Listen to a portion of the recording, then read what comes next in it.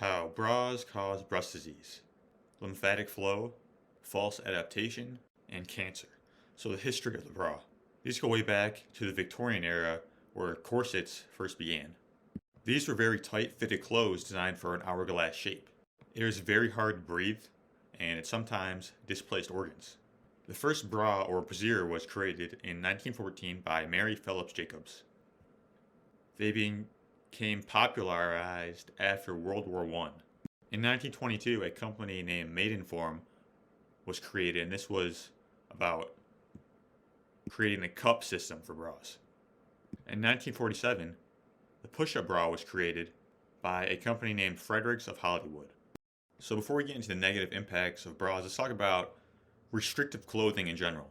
Now, restrictive clothing is quite harmful actually. We're going to get into that deeper in a moment. But basically, if we're wearing restrictive clothing, it obviously is going to restrict movement.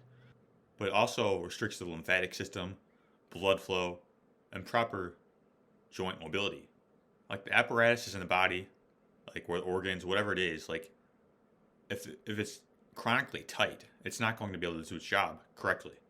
Even balls, for example.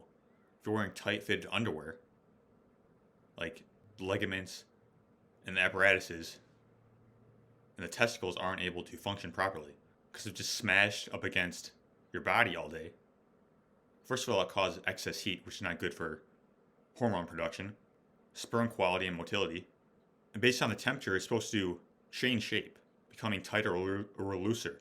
But if it's always chronically up against your body, it's not, these apparatuses aren't able to function and they atrophy. So keep that in mind. So let's get into the negative impacts of bras. Number one is a dysregulate lymphatic flow. So the lymphatic system is responsible for transporting extracellular waste and immune cells throughout the entire body. We have 4 times more lymph than we do blood, and unlike the circulatory system, the lymph does not have a pump, so it only moves when we move. When we wear constrictive clothing like bras, the system cannot work properly. Constrictive clothing cuts off the lymphatic system. A sure sign of this is seeing red indentations on your body after you remove the clothing. The lymph was not moving all this time. Number 2 is the breasts get weak. So breasts have suspensory ligaments and Cooper's ligaments that hold them up. When you wear a harness or a bra, it does the work for the breasts. And the ligaments become weak. This causes breast sag. This is like putting your arm in a cast for a year and then witnessing the atrophy. When you remove the bra, you can regain the strength, vitality, and fullness. Number 3 is cancer. When you restrict lymphatic flow, this can cause a buildup of waste products which can end up in cysts and potentially cancer down the line.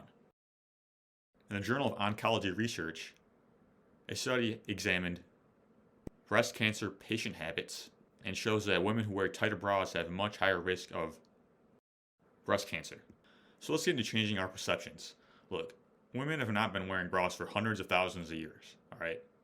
And all of a sudden in the 1900s or Victorian era, that all changed.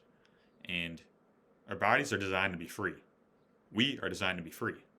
Things that our genes and our bodies really have not changed at all during this time. All of a sudden now we have these harnesses on, and we know that disease and cancer is through the roof these days.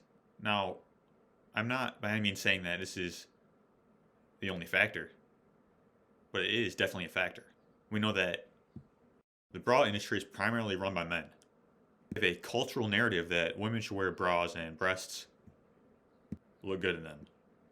Look, not saying they can't. But this is a foundation that is built on sand and will fall.